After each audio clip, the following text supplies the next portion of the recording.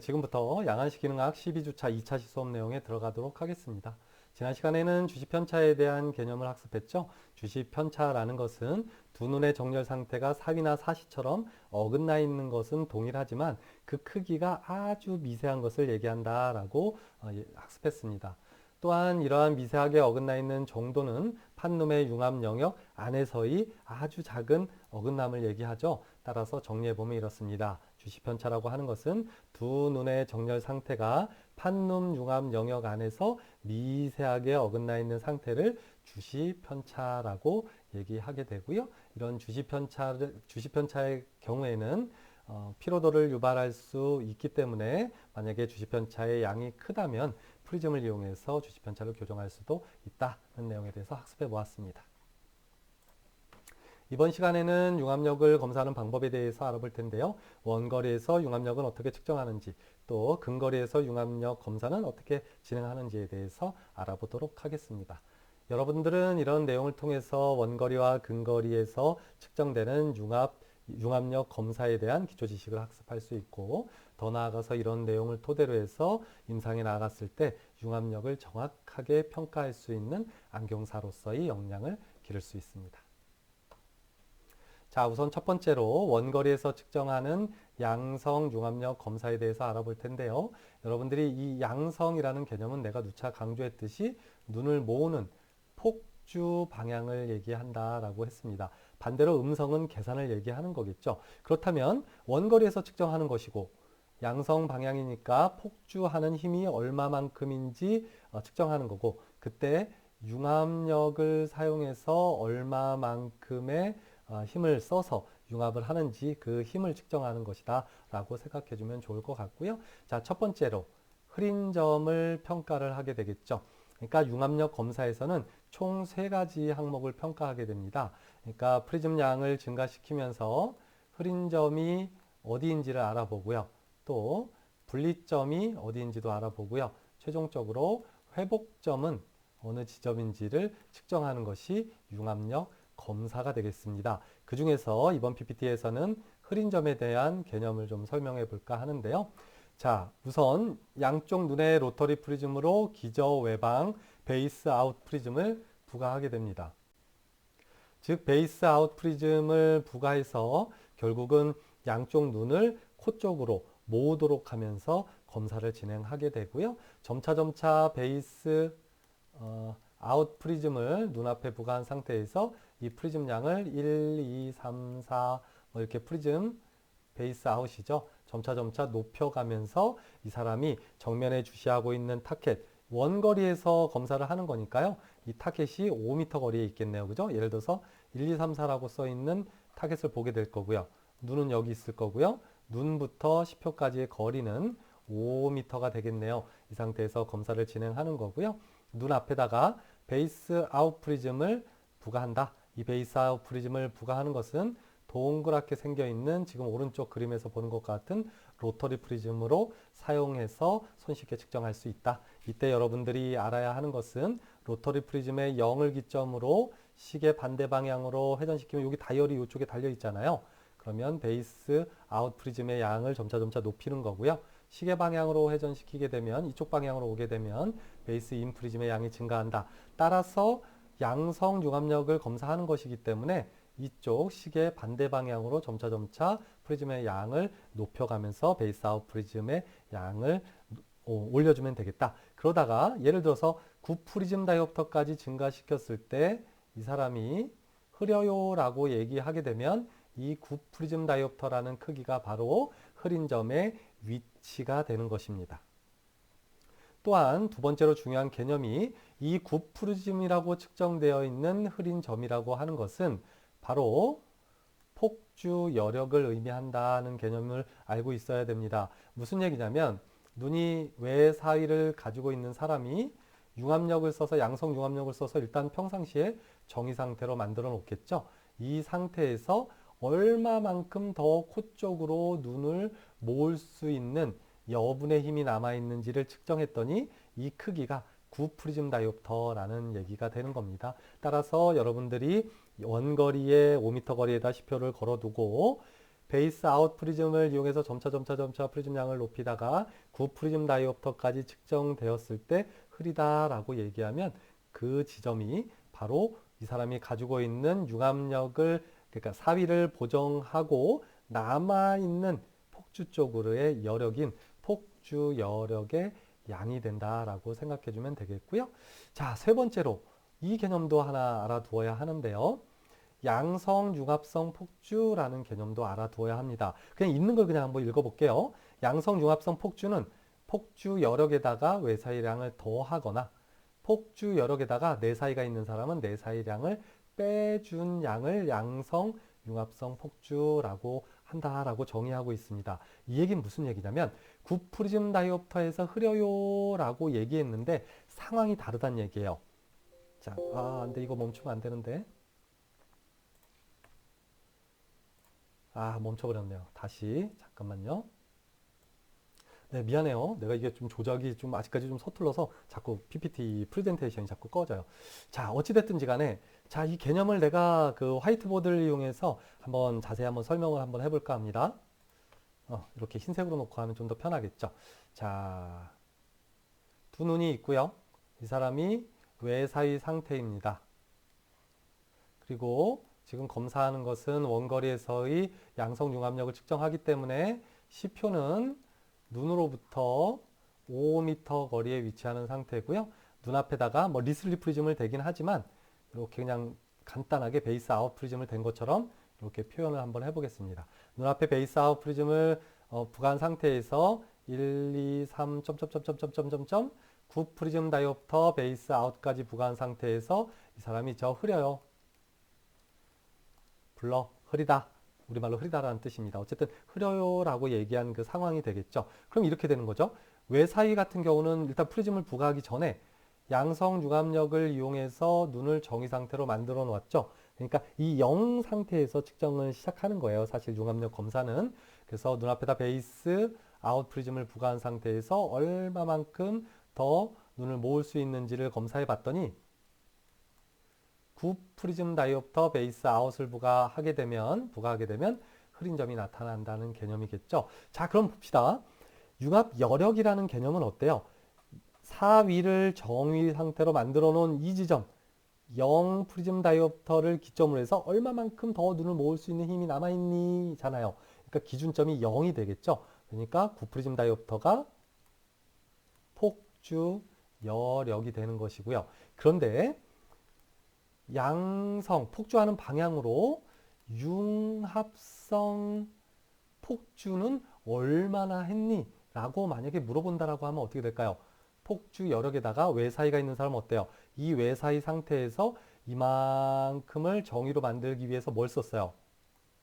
양성 융합성 폭주를 썼잖아요. 그 다음에 또 베이스 아웃 프리즘을 부과해서 양성 융합성 폭주를 더 써서 여기 9 프리즘 다이옵터까지 눈을 모은 거잖아요. 그러니까 외사이가 있는 사람은 양성 방향, 폭주하는 방향으로 융합을 그러니까 이미지를 하나로 만들기 위한 것을 융합이라고 하잖아요. 이런 융합성 폭주를 얼마나 썼냐라고 물어보면 당연히 이 사람이 외사이 양이 10 프리즘 다이옵터만큼 외사이가 있다면 여기부터 외사이부터 베이스 아웃 프리즘을 부과해서 눈을 최대한 모은 데까지 여기 색깔을 좀 달리 할까요? 그래야 좀 여러분들이 이해하기 쉬울 것 같아요. 그죠? 내가 너무 한 가지 색을 쓰니까. 자, 4위부터 쭉 정의 상태로 만드는 상태에서 베이스 아웃 프리즘을 부과한 이만큼 크기까지. 그러니까 4위 1번, 그 다음에 폭주 여력 2번 두 개의 양을 모두 더한 것이 바로 양성 융합성 폭주가 되겠죠. 여기까지 이해가 됐나요? 그래서 양성 융합성 폭주는 기준점이 4위가 바로 기준점이 된다. 그 차이가 있습니다. 그러니까 폭주 여력은 어디가 기준점이에요? 0 지점. 그러니까 사위가 외사위가 정의 상태로 만들어 놓은 요 0이 기준이니까 베이스 아웃 프리즘을 부과하다 흐린 점까지의 크기인 9 프리즘 다이옵터가 그냥 폭주 여력이 되는 거고요. 양성 방향으로 융합성 폭주를 얼마나 썼니? 라고 얘기하면 외사위의 경우에는 이 폭주 여력의 값에 더해주는 거죠. 9 프리즘 베이스 아웃이 폭주 여력이니까 얘 더하기 외사이가 10 프리즘이잖아요. 10 프리즘 외사이니까 총 19 프리즘 다이옵터가 뭐가 되겠어요? 쭉 해서 양성 융합성 폭주가 되겠죠. 자, 그러면 이런 개념을 또 살펴볼 수 있을 것 같아요. 만약에 내사위 상태면 어떻게 되나 한번 봅시다. 자, 똑같이 한번 그림을 그려볼게요. 어떤 사람이 내사위 상태가 있어요. 눈이 안쪽으로 몰려있는 상태고요. 이 사람이 평상시에는 어떻게 되겠어요? 원거리 5m 거리를 볼 때는 예를 들어서 5m 거리에 뭐 이렇게 시력표를 볼 때는 음성 융합력을 써서 눈을 바깥쪽으로 쭉 하고 벌려서 정의 상태, 그러니까 0 프리즘 다이옵터 상태로 만들어 놓은 상태죠. 이 상태를 유지하고 있는 사람에게 자, 이 사람에게 원거리 융합력 검사를 시작합니다. 그러니까 눈앞에다가 베이스 아웃 프리즘을 양안에 부과해서 눈을 모으게 만드는 거죠. 근데 내가 10주차 때 이런 얘기를 했어요. 사위라는 것은요. 내사위는 눈을 모으는 상태, 모여 있는 상태가 편하고요. 외사위는 눈이 벌어져 있는 상태가 편하다고 했잖아요.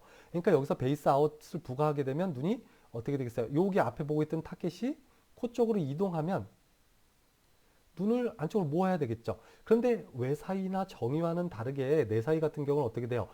타깃이 안쪽으로 이동할 때 융합력을 써서 안쪽으로 이동하는 게 아니고요. 그냥 음성 융합력을 써서 바깥쪽으로 모아놨던 걸 힘만 그냥 빼면 돼요.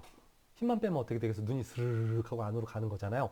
그러니까 여기서 내사위까지 가는 양만큼은 양성 융합성 폭주를 사용한 걸까요? 안 한 걸까요? 사용하지 않은 거죠. 단순히 음성 융합성 폭주를 썼던 힘을 그냥 뺀 거죠. 양성 융합성 폭주를 사용한 게 아니에요. 그러면 언제까지가 양성 융합성 폭주를 쓴 거냐? 자, 봅시다. 이 상태에서 베이스 아웃 프리즘을 부과해서 눈이 아까 몇 프리즘 다이옵터까지라 그랬죠?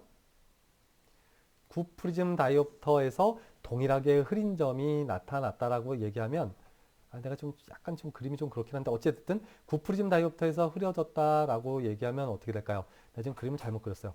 다시 그립시다. 다시. 내가 이 내사위를 너무 그 극단적인 내사위를 그리다 보니까 좀 설명하기가 좀 어려웠어요. 요만큼만 내사위 합시다, 우리. 그래서 이렇게 모여 있는 사람이 정의 상태로 만들어 있는 상태고요. 이 사람이 음성 융합성 폭주를 이용해서 바깥쪽으로 눈을 벌려놓고 0 프리즘 다이옵터 정의 상태로 눈을 정렬시켜 놓은 상태에서 눈앞에다가 베이스 아웃 프리즘을 부과했어요. 이때 이 내사위량이 얼마냐면 예를 들어서 5 프리즘 내사위다라고 가정하고요. 이 사람이 계속 베이스 아웃 프리즘을 양안에 점차 높였을 때 이만큼까지 폭주했을 때, 즉 어디까지? 9 프리즘 다이옵터만큼 눈을 폭주했을 때 흐려요 라고 얘기했다면 어떻게 될까요? 이 5 프리즘까지는 여기 크기인 5 프리즘 다이옵터까지는 어떻게 됐다는 얘기예요? 그냥 힘을 뺀 거지 양성 융합성 폭주를 써서 눈을 모은 게 아니잖아요. 그러니까 이 양 5 프리즘 다이옵터만큼 빼줘야 되는 거예요. 그리고 어디부터? 사위양, 내사위가 위치한 상태부터 요렇게 4 프리즘 다이옵터만큼만 양성 융합성 폭주를 사용해서 눈을 모은 거잖아요. 자, 다시 원점으로 돌아갑니다. 따라서 자, 펜 색깔 또 한 번만 바꿀게요. 따라서 양성 융합성 폭주의 경우에는 폭주 여력 값에서 외사위량을 더해주거나 폭주 여력 값에서 내사위량을 빼준다라고 설명을 하고 있습니다. 그래서 여러분들 지금 이 수업이 내가 계속 대면 수업이면 내용을 반복하고 해서 여러분들을 이해시키려고 많이 노력을 할 텐데요. 내가 그렇게 하려고 안 하는 게 아니라 원격 수업은 이게 시간적인 좀 제한이 있잖아요. 그러니까 여러분들이 이 내용이 혹시라도 이해가 안 되면 이 동영상을 좀 뒤로 돌려보고 해서 반복 재생 한번 해봐요. 그래서 여러분들이 이 PPT에서 알아야 되는 건 원거리에서는 양성 융합력을 검사하기 위해서 기저 외방의 프리즘을 사용한다. 이때 흐린 점을 찾는 게 중요하겠고요. 흐린 점이 나타날 때까지 부과한 프리즘량, 예를 들어 9 프리즘 다이옵터에서 흐려졌다면 얘가 바로 폭주 여력이 되고요. 만약에 어떤 사람이 그래 폭주 여력은 9 프리즘 다이옵터라는 거 알겠어. 그런데 양성 융합성 폭주의 양이 얼마입니까? 라고 여러분들한테 물어본다면 여러분들이 이렇게 해줘야 돼요. 외사위는 눈이 바깥쪽으로 돌아가 있는 상태에서 정의로 이미 양성융합성 폭주를 이만큼 썼고 또 거기에서 베이스 아웃 프리즘을 이용해서 눈을 더 모으게 한 이만큼까지의 양 전체가 양성 융합성 폭주니까 외사위가 기준점이 된다. 사위가 기준점이 된다라고 생각하면 좋을 것 같아요. 그래서 양성 융합성 폭주는 사위 값을 기준으로 해서 얼마나 더 모을 수 있나를 설명한다라고 이해해주면 좋을 것 같습니다. 자, 또 한 가지 중요한 개념을 설명할 텐데요. 그러면 이 양성 융합력을 검사할 때 이 흐린 점이 도대체 의미하는 것이 무엇인지를 아는 것이 중요합니다. 흐린 점.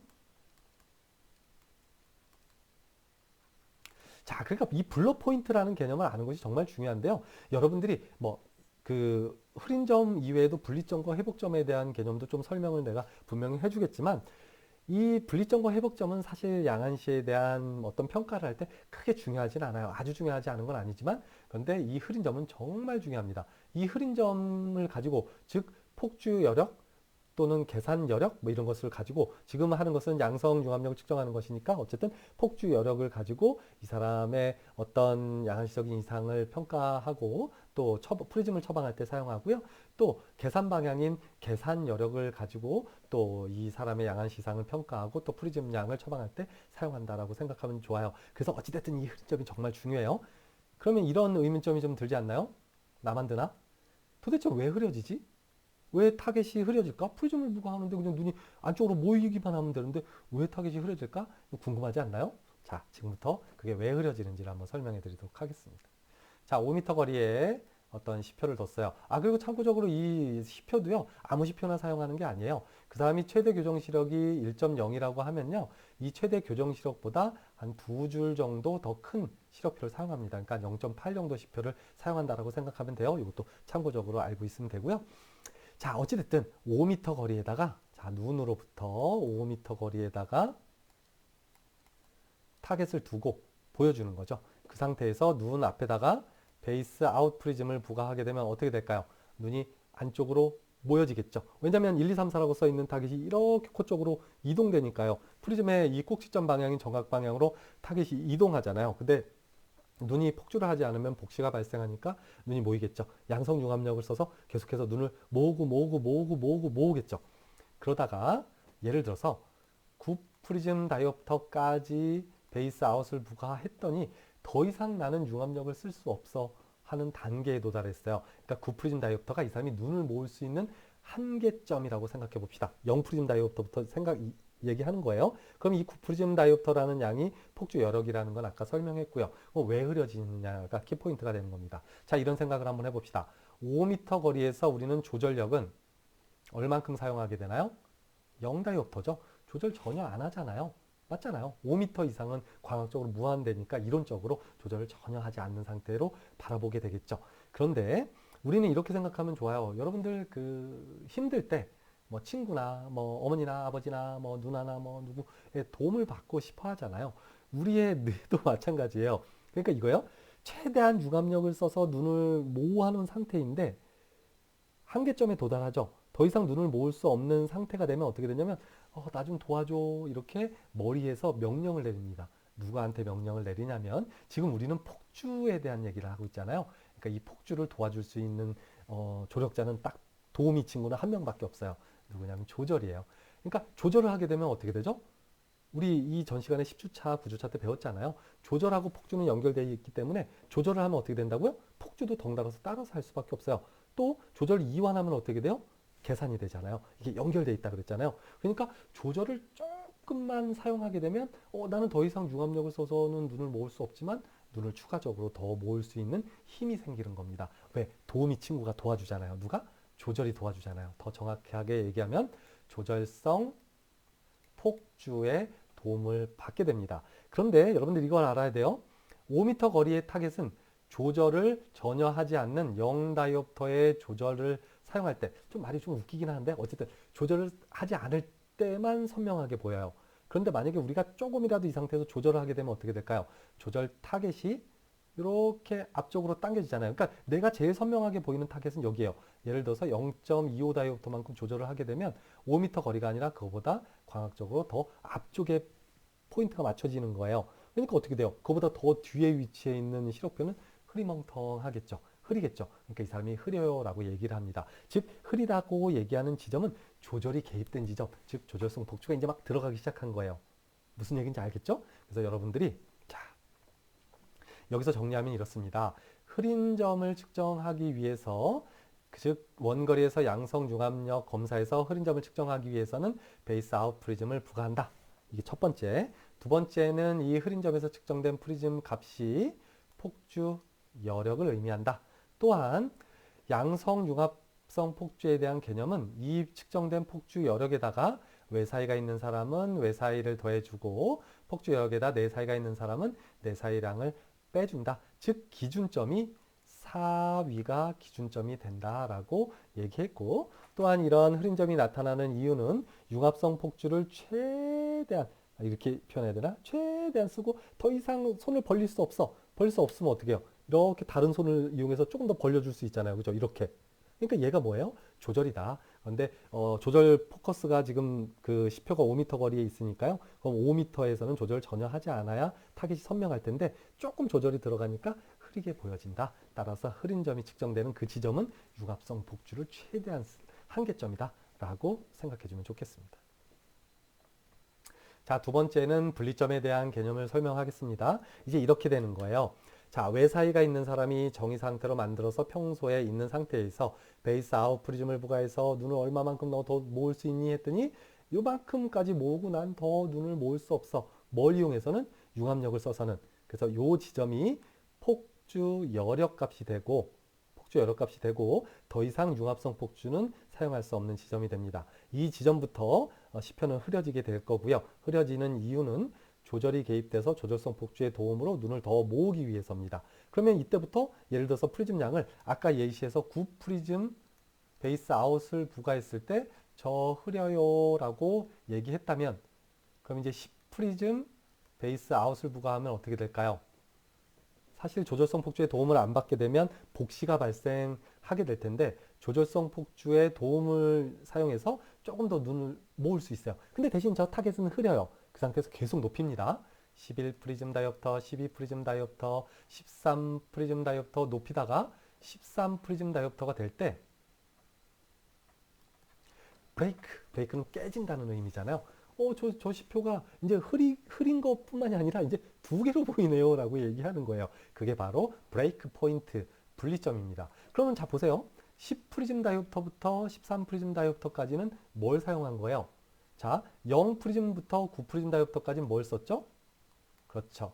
융합성 폭주를 사용했고요. 그 다음에 10 프리즘 다이옵터부터 13 프리즘 다이옵터까지는 뭘 쓴 건가요? 그렇죠. 조절성 폭주를 사용한 거죠.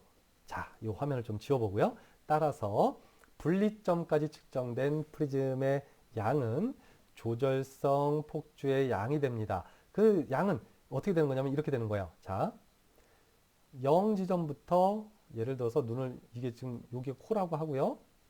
9 프리즘 다이옵터까지 눈을 모았어요. 베이스 아웃을 이용해서. 그 다음에 13 프리즘 다이옵터까지 눈을 더 모았어요. 그럼 0부터 9 프리즘 다이옵터까지 사용한 힘은 융합성 폭주가 되고요. 9 프리즘 다이옵터부터 13 프리즘까지 사용한 힘은 조절성 폭주의 크기가 되겠죠. 따라서 몇 프리즘 다이옵터? 13 빼기 9 하면 4 프리즘 다이옵터의 크기가 바로 조절성 폭주의 크기가 된다. 따라서 여러분들은 흐린 점부터 베이스 아웃 프리즘을 점차 증가시키다가 앞에 정면에 5m에서 바라보는 시표가 두 개로 갈라질 때까지의 그 프리즘 양, 측정된 프리즘 양에서 폭주 여력 값을 빼주게 된 양이 조절성 폭주의 양이다라고 생각하면 좋겠고요. 이 13 프리즘 다이옵터라는 이 지점은 조절성 폭주의 한계점이죠. 즉 융합성 폭주의 한계를 지나 조절성 폭주의 한계점까지 도달한 지점이다. 그러니까 원거리에서는 융합성 폭주와 조절성 폭주만 긴장성 폭주만 개입된 상태에서 이 그 베이스 아웃 프리즘을 이용해서 점차 프리즘 양을 억지로 높이니까 그때서 이제 조절성 폭주가 개입이 되면서 조절성 폭주까지 측정되게 되는 거죠. 결국은 시표가 두 개로 분리될 때까지의 지점을 측정한다라고 생각해 주면 좋겠어요. 다시 정리해보면 이래요. 분리점, 브레이크 포인트는 조절성 폭주의 값을 측정하는 것이다. 좀 전에 예제에서 보면 9 프리즘, 14 프리즘 다이옵터일 때 이 13 프리즘 다이옵터의 크기가 조절성 폭주의 크기라고 오해하면 안 돼요. 그건 아니에요. 자, 요 융합성 폭주의 한계점에서 분리점, 브레이크 포인트까지의 크기니까 지금 이 예제에서는 4프리즘 다이옵터만큼이 조절성 폭주의 양이다라고 생각해 줘야 돼요. 이건 내가 몇 번에 걸쳐서 계속해서 물어볼 거니까요. 반드시 알아두시기 바랍니다. 어찌됐든 여기에서도 자, 조절성 폭주의 양이 어떻게 측정되는지 알았죠? 분리점을 측정해서 폭주 여력값, 즉 흐린값에서 분리점의 측정값에서 흐린점의 측정값을 빼주게 되면 그 차이가 조절성 폭주의 값이다. 여기서 또 한 가지 알아야 되는 개념이 있습니다. 자, 전양성 폭주라는 게 있습니다. 전양성 폭주라는 개념은요, 이렇게 되는 거예요. 아, 너무 어려운 게 많이 나와요. 그죠? 융합성 폭주와 조절성 폭주를 합해 놓은 값을 얘기한다. 따라서 이 분리점의 크기가 어떻게 되는 거예요? 바로 융합성 폭주와 조절성 폭주의 값을 더한 그 지점이잖아요. 그러니까 만약에 이 사람이 외사이가 있다면 어떻게 되겠어요? 당연히도 분리점을 기점으로 해서 전양성 폭주라고 얘기하면 또 기준점이 사위량이 됩니다. 따라서 이 사람이 4프리즘 외사이가 있는 상태에서 정의 상태로 만들고 9프리즘 다이옵터까지 했을 때 흐린 점, 블러 포인트, 그 다음에 13프리즘 다이옵터까지 부과했을 때가 브레이크 포인트라면 기준점이 사위량부터 어떻게 돼요? 융합성 폭주를 사용하고 또 얼마만큼? 또 조절성 폭주를 사용하고 두 가지 폭주를 사용해서 눈을 최대한 모을 수 있는 데까지 모은 데까지의 그 크기니까 기준점이 사위가 되니까 4 더하기 13은 어떻게 되는 거예요? 17 프리즘 다이옵터가 전양성 폭주가 됩니다. 좀 어렵나요? 그죠? 어려울 수 있어요. 어찌됐든 이 브레이크 포인트 분리점에서는 두 가지 개념을 알아둘 필요가 있겠습니다. 이때 내가 지금 또 개가 한 마리 나올 텐데요. 자, 이 전자를 초록색으로 앞에다 놨잖아요. 그래서 이 말이 뒤에서도 되게 복잡하게 나와요. 뭐 양성 폭주, 전양성 폭주, 뭐 양성 전폭주, 뭐 어쩌기 이렇게 말이 막 나오는데요. 이때 이 초록색이 쓰여진 전자라는 말이 글자의 제일 앞에 나오면 사유량이 기준이다라고 생각하면 좋아요. 그래서 여기서도 지금 사유량을 기준으로 해서 분리점부터 더해 주었잖아요. 그래서 전자가 초록색이면 사유량이 기준이다. 일단 뭐 그것도 뭐 이렇게 이해해 주면 좋을 것 같아요. 어찌됐든 이 내용은 뒤에서 다시 추가적으로 좀 더 설명해 줄게요. 어찌됐든 브레이크 포인트가 조절성 폭주의 한계점이라는 건 반드시 머릿속에 넣어 두시기 바랍니다. 자, 또 이번에는 분리점에서 또 한 가지 개념을 좀 살펴보려고 해요. 자, 양성 전폭주는 그럼 얼마냐? 그럼 이번에는 이제 전자가 초록색으로 내가 써놓은 게 중간에 위치했잖아요. 전양성 폭주, 양성 전폭주.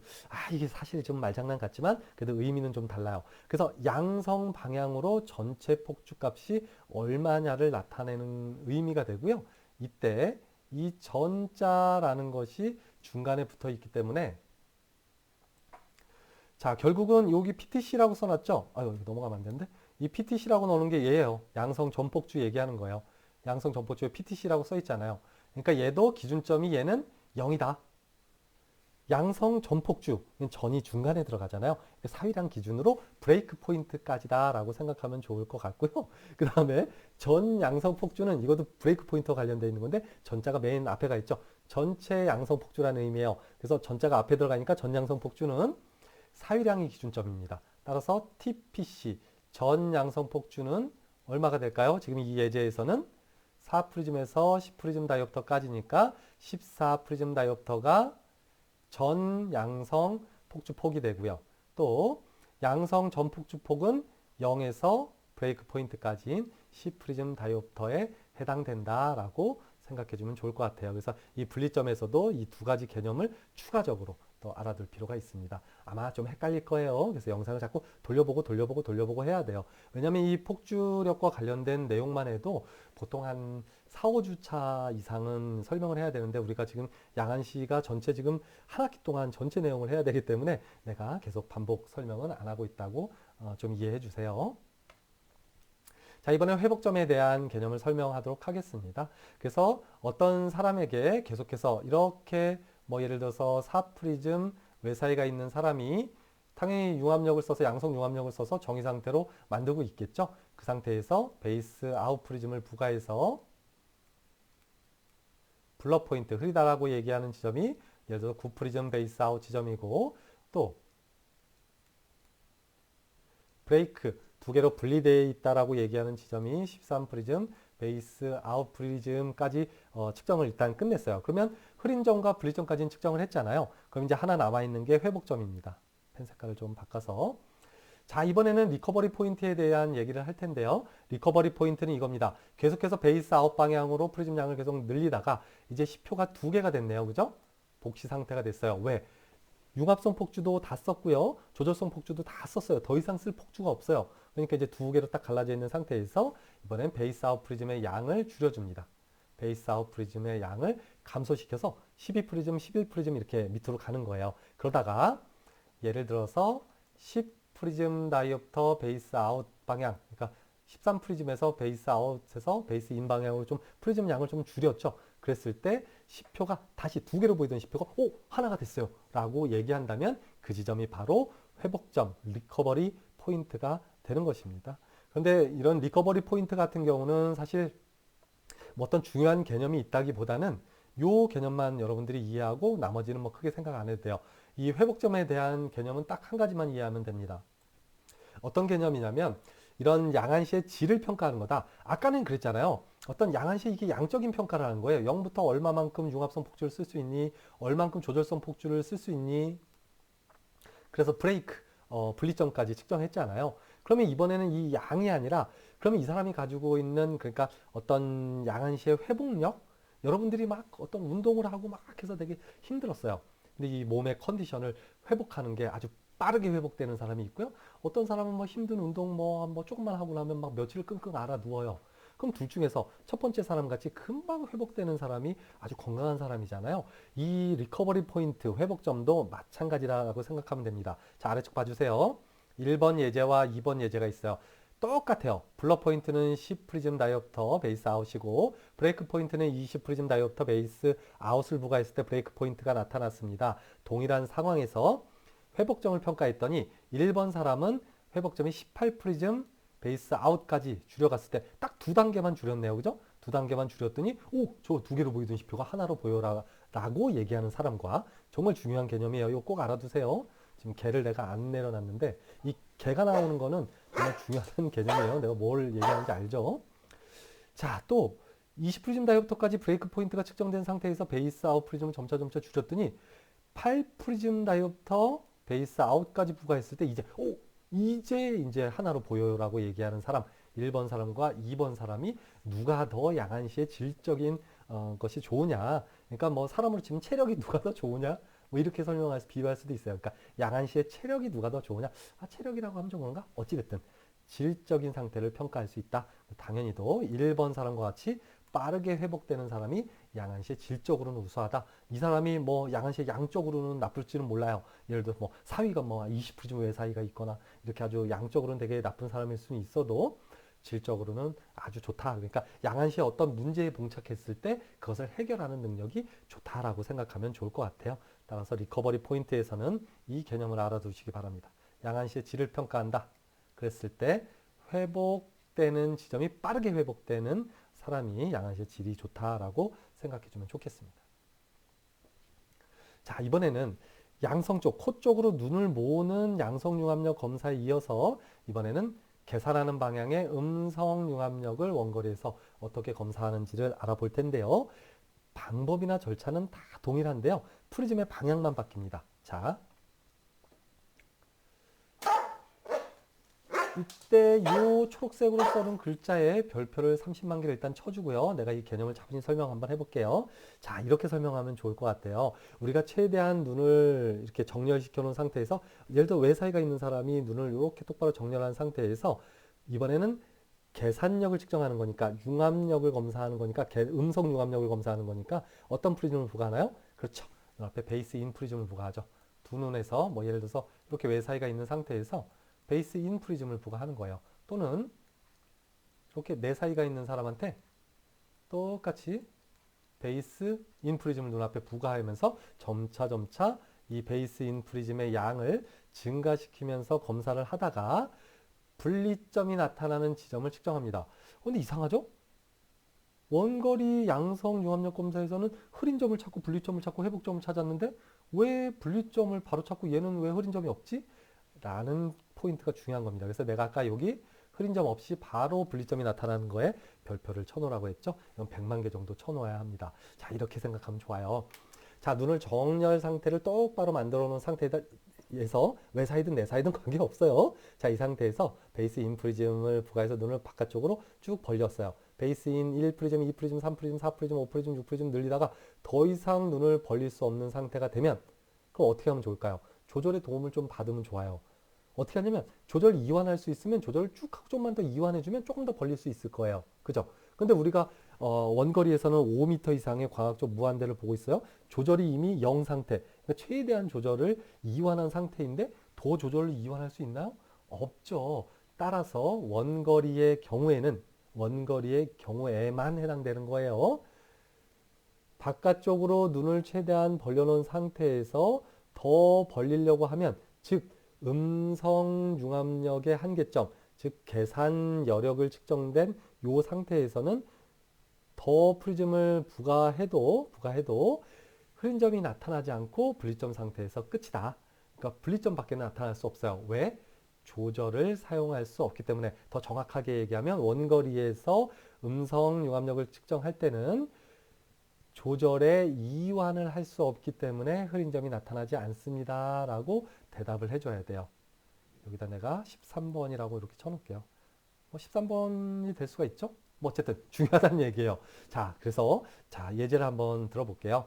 어떤 사람이 12프리즘 엑소포리아 외사이가 있는데요. 0을 기점으로 해서 이렇게 12프리즘 다이옵터 외사이가 있어요. 이 사람 눈앞에 베이스인 프리즘을 부과해서 눈을 쭉쭉쭉쭉쭉쭉쭉쭉 벌리게 하면 12프리즘 다이옵터까지는 그냥 쭉 하고 벌어지겠죠? 따라서 이 음성 계산되는 건 12프리즘 이상 넘어갈 거예요. 그래서 12프리즘 다이옵터까지는 뭐 아무 증상이 없다가 이제 이렇게 되겠죠. 13, 14, 한 15프리즘까지 베이스 인 프리즘을 부과하면 그때서 어떻게 돼요? 저 시표가 두 개로 보이는데요. 두 개로 갈라졌는데요. 라고 얘기합니다. 그래서 15프리즘 베이스 인에서 만약에 시표가 두 개로 갈라졌다고 하면 이 15프리즘 베이스 인이라는 크기, 15프리즘 다이옵터라는 크기가 바로 계산 여력이다. 즉 눈을 최대한 계산하고 또 얼마나 더 계산할 수 있는지 남아있는 여분의 힘을 얘기하게 되겠죠. 원거리에서의 양성 융합력 검사에서와 마찬가지로 음성 융합성 폭주의 양을 또 논할 수 있습니다. 그러니까 뭐냐면 음성 융합성 폭주라는 것은 양성 융합성 폭주랑 똑같은 개념이에요. 기준점이 어디냐면 4위가 기준점이 되는 거예요. 그죠? 그러니까 어디가 기준점이 돼요? 0이 기준점이 되는 게 아니라 아까 내가 너무 좀 과도하게 예를 들었는데 이렇게 하지 맙시다. 그냥 5프리즘 외사이만 해요. 그래야지 이야기가 더 쉬워요. 그리고 브레이크 포인트가 10프리즘 베이스 인을 부과했을 때 브레이크 포인트가 나타났다, 갈라졌다라고 얘기하면 이때 음성 융합성 폭주의 양은 얼마입니까? 라고 물어보면 어디가 기준이에요? 그렇죠. 얘는 사이가 기준이니까 5프리즘 다이옵터만큼 10프리즘에서 5프리즘 빼주는 양만큼이 뭐예요? 결국은 음성 융합성 폭주가 되잖아요. 그래서 음성 융합성 폭주의 경우에는 계산 여력에다가 외사이는 빼줘요. 양성 융합성 폭주에서는 외사이는 더해졌잖아요. 근데 이게 바깥쪽으로 벌어지는 거니까 당연히 외사이 양만큼 빼줘야 되는 거고요. 자, 펜 색깔을 바꿔서 조금만 더 설명해 볼게요. 그러면 내 사이를 예를 들어 봅시다. 5프리즘 다이옵터만큼 이소포리아 내 사이의 경우는 어떨까요? 음성 융합력을 써서 0 상태로 정렬했죠. 그 상태에서 베이스 인 프리즘을 부과해서 계속해서 부가 하다가 10프리즘 베이스 인에서 브레이크 포인트가 나타났다라고 얘기하면 자, 이번엔 기준점이 어딘가요? 이게 4위가 기준점이잖아요. 그러니까 4위부터 여기까지. 그러니까 얼마만큼입니까? 그렇죠. 15프리즘 다이옵터만큼이 뭐다? 음성 융합성 폭주의 양이 됩니다. 따라서 음성 융합성 폭주에서는 내 사이의 경우엔 더해주죠. 근데 이게 더하고 빼고 이거를 공식으로 외우기보다는 이 상황을 그림으로 이해하는 게 훨씬 더 유리합니다. 어찌됐든 원거리에서의 음성 융합력 검사에서는 이 분리점이 먼저 나타나고 흐린 점은 나타나지 않는다라고 이해하고 나머지 계산 여력과 음성 융합성 폭주에 대한 개념도 차분히 이해해 줬으면 좋겠습니다. 자, 그러면 음성 융합성 폭주에서 나타나는 이 분리점에 또 다른 개념이 있어요. 세 번째 개념, 음성 전폭 추폭이라는 개념이 또 나와요. 이게 좀 어려워요. 자, 앞으로 한번 돌아가 볼게요. 음성 융합성 폭주? 음성 전폭주? 이건 또 뭔가? 자, 여기서도 전자가 중간에 들어갔잖아요. 그럼 기준점이 뭐란 얘기예요? 그렇죠. 0지점. 0지점이 바로 기준점이 된다라고 생각하면 좋을 것 같습니다. 그런데 이 음성 전폭주폭은 0을 기점으로 해서 그 사람이 분리점이 나타난 데까지의 크기. 그러니까 뭐 음성 전폭주폭 같은 경우는 어떨까요? 뭐 얘 같은 경우는 사실은 그 계산 여력하고 값이 똑같다라고 생각해 주면 좋을 것 같아요. 이건 뭐 어쨌든 0을 기점으로 해서 측정하는 거니까요. 전이 중간에 있잖아요. 그건 항상 0이 기점이라고 했잖아요. 만약에 전 음성 폭주라고 얘기하면 어떻게 될까요? 그거는 뭐 내사이가 됐으면 여기, 외사이가 됐으면 여기 사위량이 기준으로 해서 브레이크 포인트까지를 얘기하겠죠. 자, 한 가지를 더 설명하면 이건 좀 전에 앞전에서도 설명한 건데요. 음성 조절성 폭주의 양이 없어요. 바로 브레이크 포인트로 나타나니까 만약에 음성 조절성 폭주가 있으려면 어떻게 해줘야 돼? 흐린 점이 나타나야 되잖아요. 근데 최대한 지금 조절이 이완한 상태니까 음성 조절성 폭주는 개입되지 않아요. 그래서 음성 조절성 폭주는 작용하지 않는다. 이게 별표가 100만 개짜리입니다. 그러면 아까도 내가 얘기했지만 왜 그러냐고 물어볼 거란 말이에요. 그러면 원거리에서 음성 융합력 검사를 할 때 왜 음성 조절성 폭주는 측정되지 않는가? 또 반대로 얘기하면 왜 원거리 음성 융합력 검사를 할 때 흐린 점은 나타나지 않는가? 라고 물어봤을 때 동일하게 대답을 해주면 좋겠습니다. 자, 원거리에서도 음성 융합력 검사에서는 마찬가지로 회복점을 검사할 수 있는데요. 예, 회복점도 마찬가지로 최대한 베이스 인을 부과해서 눈을 바깥쪽으로 벌려놓은 상태에서 다시 베이스 인의 양을 줄여가면서 두 개로 보였던 타겟이 하나가 될 때까지의 측정치가 바로 회복점이 되는 거고요. 이 회복점도 마찬가지로 음성 융합력 검사로서 음성 융합력, 그러니까 눈이 계산 방향에서 얼마만큼 회복하는 걸 빠르게 회복할 수 있는가를 알려주는 그런 어떤 폭주의 융합력 또는 폭주의 질적인 평가다라고 생각해 주면 좋을 것 같아요. 근데 사실 크게 뭐 의미는 없습니다. 자, 원거리 융합력 검사에 대한 요점 정리를 해보고 넘어갈게요. 자, 융합력의 기록은 어떻게 하느냐? 이렇게 되는 거죠. 아까 얘기한 것처럼 블러, 브레이크, 리커버리 이렇게 되는 거죠. 그러면 블러, 브레이크, 리커버리 요 세 개의 상태가 우리가 기록할 때 이렇게 하는 거죠. 15 프리즘 다이옵터에서 흐린 점이 나타났고 그 다음에 20 프리즘 다이옵터에서 두 개로 갈라졌고 다시 프리즘을 줄여서 18 프리즘 다이옵터에서 회복됐다면 15/20/18 이런 식으로 표기를 하게 됩니다. 그래서 표기법에 대해서도 알아둘 필요가 있고요. 또 이 흐린 점이 나타나지 않으면 X자로 표기합니다. 그래서 이 경우에는 원거리에서 음성 융합력을 검사할 때는 흐린 점이 나타나지 않으니까 흐린 점 없음, 그 다음에 분리점, 그 다음에 회복점 15 프리즘 다이옵터입니다. 이렇게 기록을 해주면 좋을 것 같습니다. 자, 또한 여기 중요한 게 또 나와요. 뭐 사실 다 중요한데 이거 별표 또 100만 개짜리예요. 그러면 이런 융합력 검사를 두 가지를 했잖아요. 양성 융합력 검사와 음성 융합력 검사를 얘기했잖아요. 베이스 아웃 프리즘, 베이스 인 프리즘을 점점 높여가면서 두 가지를 검사했잖아요. 그럼 이걸 언제 써먹느냐는 거예요. 이게 정말 중요한 건데 자, 한번 봅시다. 내사위의 경우에는 계산 여력이 중요합니다. 즉 음성 융합성 폭주를 측정하는 베이스 인 프리즘을 부과해서 측정한 브레이크 포인트가 중요하겠죠. 따라서 지금 이 상황이라면 원거리에서 음성 융합력을 검사한 브레이크 포인트가 20 프리즘 다이옵터라면 이 계산 여력의 수치가 중요하겠고요. 또한 원거리에서 양성 융합력을 측정했을 때 뭐 15 프리즘 다이옵터, 20 프리즘 다이옵터, 17 프리즘 다이옵터의 리커버리가 측정됐다고 하면 이때는 요 값 뭐죠? 폭주의 여력이 중요하겠습니다. 당연한 거잖아요. 외사인은 뭐가 중요하겠어요? 눈을 얼마나 모을 수 있느냐 이게 관건이잖아요. 벌어져 있으니까. 그러니까 당연히 폭주 여력값이 중요할 거고요. 내사인은 눈이 몰려 있잖아요. 눈을 얼마나 바깥쪽으로 벌릴 수 있는 힘이 있느냐가 중요하잖아요. 따라서 내사위는 뭐가 중요하다? 계산 여력이 중요하고 외사인은 폭주 여력이 중요하다. 어떻게 보면 당연한 얘기가 되겠습니다. 이러한 계산 여력과 폭주 여력 값을 이용해서 프리즘을 처방할 때 사용하게 된다. 이 얘기는 뒤쪽에서 다시 설명하도록 하겠습니다. 자, 요건 또 뒤에서 자세히 설명할 거라서 뭐 그냥 대략 넘어가도 상관없는데 그래도 중요한 개념이에요. 그러면 이런 융합 여력의 크기가 얼마나 여유가 있어야 뭐 양한시적인 증상이 안 나타나느냐 이렇게 되는 겁니다. 어떤 사람이 10프리즘 다이옵터만큼 외사이가 있다면 뭐가 중요하다고 했죠?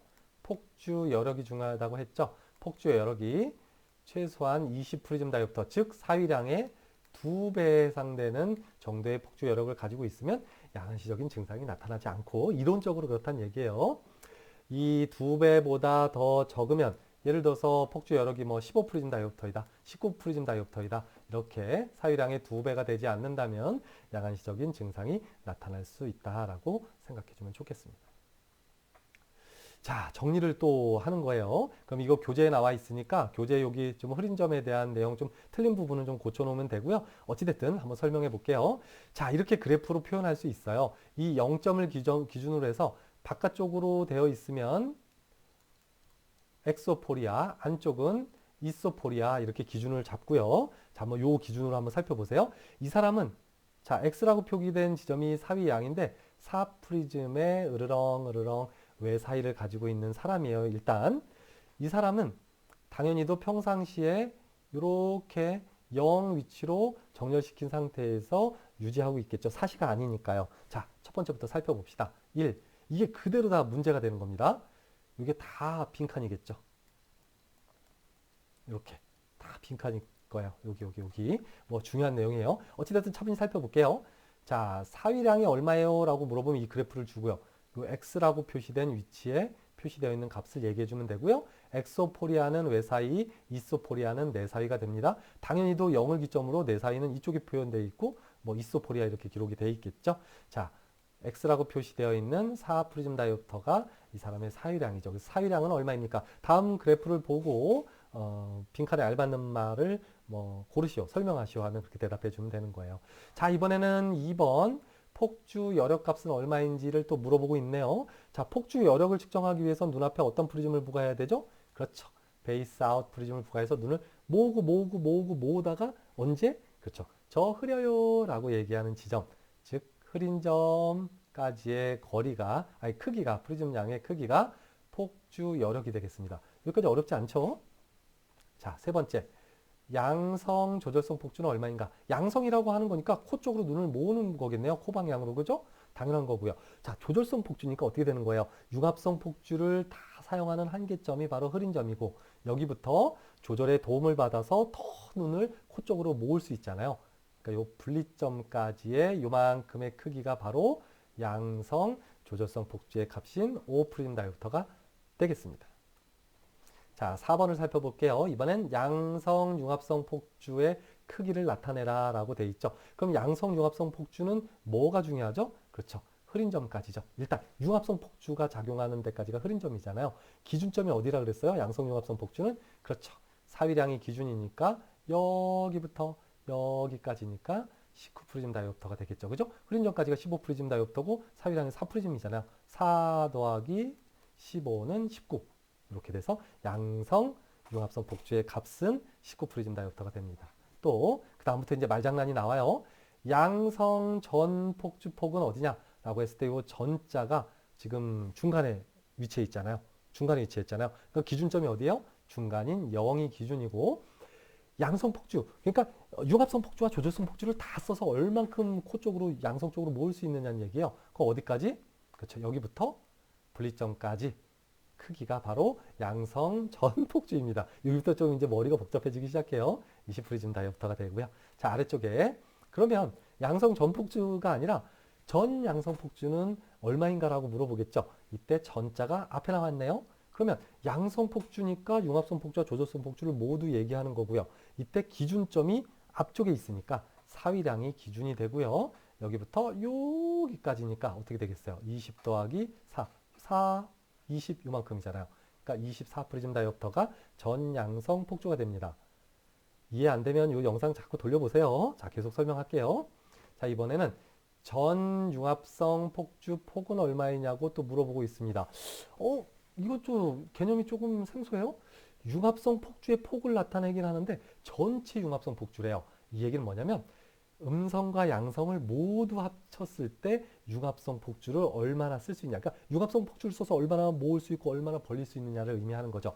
따라서 흐린 점과 흐린 점까지의 거리인데 원거리에서는 흐린 점이 나타나지 않으니까 분리점을 흐린 점으로 생각하고 사용하면 되겠습니다. 어찌됐든 자 이렇게 되는 거죠. 그래서 흐린 점부터 쭉 여기까지.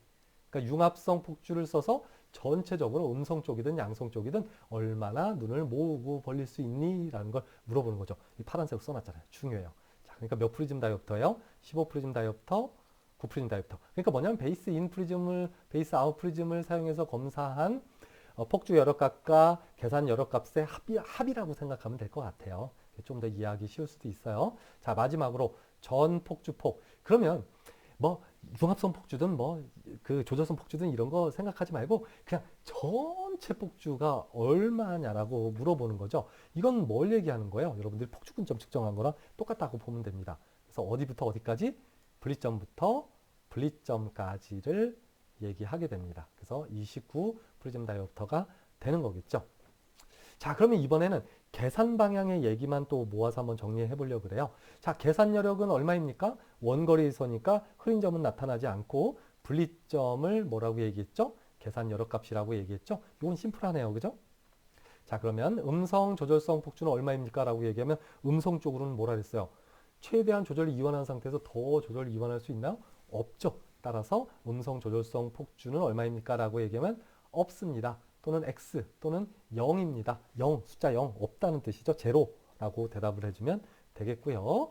네 번째, 음성 융합성 폭주의 값은 얼마입니까? 음성 융합성 폭주의 값, 음성 융합성 폭주, 융합성 폭주의 값은 어떻게 된다고 얘기했죠?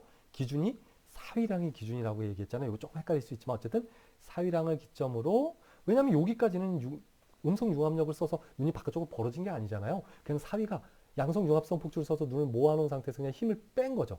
그러면 힘을 뺀 상태에서 이때부터 음성 융합력을 써서 9프리즘 다이옵터까지 돼서 분리점이 발생하는 거잖아요. 그래서 기준점이 사위가 되니까 결국은 5프리즘 다이옵터가 되는 거고요. 자, 5번 한번 또 살펴볼게요. 자, 또 번에 음성 전폭주폭 또 말장난하고 있어요. 이때 전이 중간에 들어갔으니까 뭐가 기준이에요? 그렇죠. 0을 기점으로 해서 어디까지? 분리점이 나타나는 데까지. 또 전 음성 폭주폭은 어떻게 했나요? 전이 앞에 들어갔으니까 사위량이 기준이 되겠죠. 그래서 사위량을 기점으로 해서 분리점까지인 5프리즘 다이옵터가 바로 전 음성 폭주폭이 되겠습니다. 이 앞에 사위가 기준인 거 이렇게 정리를 해놨죠. 이것도 참고적으로 알아두시기 바라고요. 결국은 이 전자가 앞에 있느냐 중간에 있느냐에 따라서 그 기준점이 달라진다라고 생각하면 좋을 것 같습니다. 자, 그리고 또 그래프를 이렇게 옆으로 놓고 설명할 수도 있는데요. 똑같은 개념이니까 이건 넘어가도록 할게요. 자, 이번에는 근거리 융합력 검사에 대한 얘기를 좀 빠르게 해볼까 합니다. 지금 시간도 워낙 지체돼서요. 근데 아주 중요한 얘기이기 때문에 여기서 끊을 수는 없어요. 자, 이번에는 어떻게 되는 거냐면 원거리 5m에서 검사하는 게 아니라 40cm에서 검사해요. 나머진 전부 똑같아요. 자, 이때 네 가지 폭주 성분이 모두 개입된 상태에서 측정하게 됩니다. 근접성 폭주, 긴장성 폭주, 융합성 폭주, 조절성 폭주가 개입돼서 이렇게 눈이 40cm로 모여 있는 상태, 이 상태에서 이제 눈을 얼마나 더 모을 수 있는지, 더 바깥쪽으로 얼마나 벌릴 수 있는지 측정한다고 생각하면 되고요. 따라서 측정하는 시작점에서 이 네 가지의 폭주가 모두 작용한 상태에서부터 베이스 아웃 프리즘을 부과해서 양성 융합력을 측정하고요. 베이스 인 프리즘을 부과해서 음성 융합력을 측정하게 됩니다. 자, 내용은 뭐 똑같아요. 똑같으니까 다 넘어가는 거예요. 그래서 뭐 기본적인 설명이라거나 이런 건 다 똑같은데 뭐만 달라지는지 조금 이따가 다시 한번 보여주긴 할 겁니다. 정리해서. 자, 이 내용을 한번 쭉 살펴보면 이렇게 돼요. 근거리 40cm에, 아이고, 넘어가면 안 되는데, 40cm의 눈부터 40cm 거리에 뭐 시표를 또 두는 거죠. 근거리 시력의 최대 시력이 1.0이면 얘보다 한 두 줄 정도 위니까 0.8 정도의 시표를 보여준 상태에서 40cm의 시표를 둔 상태에서 똑같이 원거리에서 마찬가지로 검사를 하는데요. 여기서 가장 핵심이 되는 건 뭐냐면 폭주해 있는 상태에서 예를 들어서 눈을 바깥쪽으로 쭉 하고 벌리게 하면 벌리다가 음성 융합력의 한계점에 도달하면 어떻게 될까요? 눈을 더 벌리기 위해서 조절에 도움을 받을 수 있겠죠. 그러니까 아까 원거리에서는 더 이상 이렇게 벌릴 수 없는 상태까지 갔을 때 조절을 더 이완 못 하는데 눈이 이미 40cm 엄청나게 폭주해 있는 상태에서 쭉 벌리다가 0 상태가 아니라 요 정도까지 벌어져 있는 상태에서는 조금 더 바깥쪽으로 벌릴 수 있죠. 뭘 통해서? 조절을 이완해서. 40cm를 보고 있는 상태니까 40cm부터 원거리까지인 그러니까 2.5 다이옵터만큼은 얼마든지 조절을 이완할 수 있어요. 따라서 이 상태에서는 뭐가 있느냐? 음성 조절성 폭주의 값이 존재한다는 것이 가장 큰 차이가 되겠습니다. 이게 원거리 검사와 근거리 검사의 가장 큰 차이다라고 생각하면 좋을 것 같고요. 근거리 검사에서도 내가 얘기한 것처럼 하나하나 짚어서 살펴보시기 바랍니다. 이 내용은 뭐 어렵지 않은 내용이니까요. 좀 전에 원거리에서 설명했던 내용을 그대로 적용하면 되고요. 근거리라는 것만 다르지 원거리와 근거리에서의 이런 양들은 다 똑같고 아까 얘기한 것처럼 뭐만? 음성 조절성 폭주만 존재한다. 즉, 자, 0프리즘 다이옵터를 기점으로 해서 어떻게 되는 거예요? 바깥쪽으로 베이스 인 프리즘을 부과할 때도 흐린 점이 나타난다. 그래서 12프리즘 다이옵터에서 흐린 점이 나타나요. 그러니까 음성 조절성 폭주의 값은 어디예요? 이 흐린 점부터 어디까지? 분리점까지의 차이인 6프리즘 다이옵터가 된다라고 생각하면 좋을 것 같습니다. 이 내용에 대해서도 내가 필요하다면 추가적으로 근거리 융합력 검사에서도 유튜브를 통해서 다시 한번 올릴 일이 있을 거예요. 근데 오늘은 여기까지만 하고 정리하겠습니다. 자, 근거리 융합력 검사에서의 기대값을 살펴보면요. 양성 상대 폭주값 17프리즘. 이게 똑같은 말이에요. 폭주 여력이라는 말 들어봤고 양성 상대 폭주란 말은 뭐 이게 상대 폭주란 말은 안 들어봤겠지만 어쨌든 똑같은 개념이다라고 생각하면 되고요. 어찌됐든 폭주 여력의 그 표준값, 그러니까 평균값은 기대값은 17프리즘 다이옵터예요. 그러니까 사람들이 대부분 양성 쪽의 상대 폭주, 그러니까 폭주 여력은 17프리즘 다이옵터 정도 되는데 어떤 사람이 베이스 아웃 프리즘으로 부과해서 근거리에서 측정한 폭주 여력이 12프리즘 다이옵터가 측정되었다면 기대값보다 낮잖아요. 그러니까 양시적인 이상이 있을 수 있겠다라고 판단할 수 있어요. 그때 이 기대값을 사용합니다. 또 음성 상대 폭주값, 다른 말로 계산 여력은 13프리즘 다이옵터가 표준값이 되고요. 이건 근거리에서 얘기하는 거예요. 또 양성 전폭주폭은 21프리즘 다이옵터, 뭐 음성 전폭주폭은 22프리즘 다이옵터 뭐 이런 것들이 나오는데요. 이거 뭐 크게 외워둘 필요 없습니다. 임상에서 어떻게 하냐면 이게 표로 정리가 되어 있어요. 그래서 그 표로 정리되어 있는 것을 이 검사실에 붙여놓고 그 표를 이용해서 이렇게 하나하나 짚어가니까 굳이 외우지는 않아도 됩니다. 자, 이번에는 그러면 수직 방향 검사에 대한 얘기를 한번 해볼 텐데요. 수평 방향과 마찬가지로 수직 방향도 검사를 하는데 이때 수직 프리즘을 이용해서 검사한다. 자, 한번 보세요. 한쪽 눈에는 로터리 프리즘의 베이스 업, 다른 눈에는 베이스 다운을 부과한 상태에서 베이스 업과 베이스 다운을 동시에 높여가면서 반대 방향으로 가는 거죠. 예를 들어 오른쪽 눈에는 베이스 업이 조금씩 높아지겠죠. 왼쪽 눈에는 베이스 다운이 점점 높아지겠죠. 그래서 두 눈을 얼마나 분리시킬 수 있는지를 확인하는 겁니다. 이때 조절의 영향을 거의 받을 수 없어요. 왜냐하면 수직으로 분리된 걸 눈을 모을 때 내가 수직으로 분리된 걸 수직 융합력으로 눈을 하고 이렇게 모을 수 있잖아요. 모으는데 더 이상 모을 수 없는 한계점에 도달하면 조절의 도움을 받으면 좋은데 수직 방향은 조절의 도움을 받을 수 없잖아요. 왜? 조절의 도움을 받으면 이게 수평으로만 도움을 받지 수직으로는 도움을 받을 수 없잖아요. 이거 하나 알아두시기 바라고요. 아까 얘기한 측정 방법 하나 익히고 자 그냥 분리점만 측정하면 돼요. 그래서 오른쪽에 베이스 업, 왼쪽에 베이스 다운 프리즘을 점차주면서 높여가다가 1프리즘, 2프리즘, 3프리즘마다 10배가 두 개로 보여요. 라고 얘기하면 그때 부과한 프리즘이 오른쪽 눈에 1프리즘 베이스 업, 왼쪽 눈에 1프리즘 베이스 다운을 부과한 상태에서 두 개로 분리되었다면 결국은 2프리즘 다이옵터 두 개를 더한 값이죠. 더한 값만큼이 이 분리점이 되고요. 결국은 수직 융합력 크기다라고 생각하면 좋을 것 같고요. 수직 융합력의 크기도 반대로 2프리즘 다이옵터부터 반대로 줄여서 회복점까지도 확인할 수 있습니다.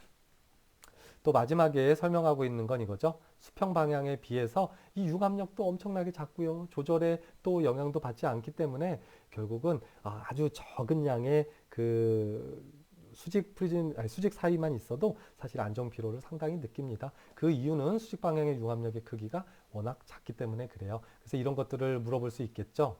뭐 18번에서 물어볼 수 있겠죠. 그러니까 수직 융합력 검사에 대한 설명, 뭐 맞는 것, 뭐 이렇게 물어볼 수도 있지만 수직 융합력 그 수직 융합력과 관련해서 안정 피로를 심하게 수직 방향의 사이가 있으면 느낀다고 하는데 그 이유가 무엇이냐라고 물어보면 이렇게 되는 거죠. 1번 조절의 영향을 거의 받지 않고 거기에 더불어서 수직 방향의 융합 여력은 현저하게 크기가 작기 때문에 그래요. 그렇기 때문에 수직 방향으로 벌어져 있는 그런 수직 사위를 보정하기에는 조금 어려움이 있다라고 이해하면 좋겠습니다. 자, 이것으로 원거리 융합력 검사와 근거리 융합력 검사에 대한 얘기를 쭉 한번 정리했고요. 원거리 융합력 검사를 할 때는 시표를 5m 거리에 부착해 둔 상태에서 베이스 아웃 프리즘과 베이스 인 프리즘을 부과하면서 폭주 여력과 계산 여력을 측정하고요. 근거리에서는 시표를 40cm에 놓고 위치시킨 상태에서 똑같이 베이스 아웃과 베이스 인 프리즘을 부과하면서 융합력을 검사한다. 하지만 이때 또 중요한 걸 하나 정리해 줄게요. 그러면 베이스 인 프리즘을 먼저 부과하면서 검사를 먼저 하고 베이스 아웃을 검사할까요? 아니면 베이스 아웃 검사를 하고 즉 잠깐만요. 베이스 아웃 폭주 여력을 먼저 검사하고 베이스 인 계산 여력을 검사할까요? 중요한 개념입니다. 여러분들 그럼 베이스 인을 쭉 부과한 검사를 끝내고 즉 계산 여력을 검사하고 폭주 여력도 검사할 수 있고 폭주 여력을 먼저 검사한 다음에 계산 여력을 검사할 수도 있는데 기본적으로 폭주를 유발하는 쪽으로 검사를 하고 나면 눈이 많이 피곤해진대요. 따라서 계산 여력을 먼저 검사합니다. 그래서 순서는 그러니까 폭주 여력에 대한 내용 설명하고 계산 여력에 대한 내용을 설명했지만 기본적으로는 여러분들이 임상에 나갔을 때는 베이스 인을 부과한 계산 여력을 먼저 검사하고 베이스 아웃을 부과한 폭주 여력을 그 다음에 검사하는 것이 오차를 줄일 수 있습니다. 자, 이것으로 해서 이번 시간에는 원거리와 근거리의 융합력 검사에 대한 내용을 학습했고요. 정말 내용이 어렵고 아주 세부적인 내용들이 많이 나왔어요. 그래서 아마도 이 내용에 대해서 50% 이상을 이해하는 친구들이 없을 것으로 생각이 되는데 그런 친구들은 이 영상을 다시 돌려보고 다시 학습을 했으면 좋겠고요. 또한 교재 202페이지부터 206페이지 사이의 내용을 천천히 살펴보면 이 원거리와 근거리 융합력에 대한 내용이 아주 자세히 요약되어 있습니다. 이 내용을 참고해서 심화학습을 해주셨으면 좋겠습니다. 이것으로 양안식 기능학 12주차 수업을 모두 마무리 짓도록 하겠습니다. 장시간 고생 많았습니다. 안녕.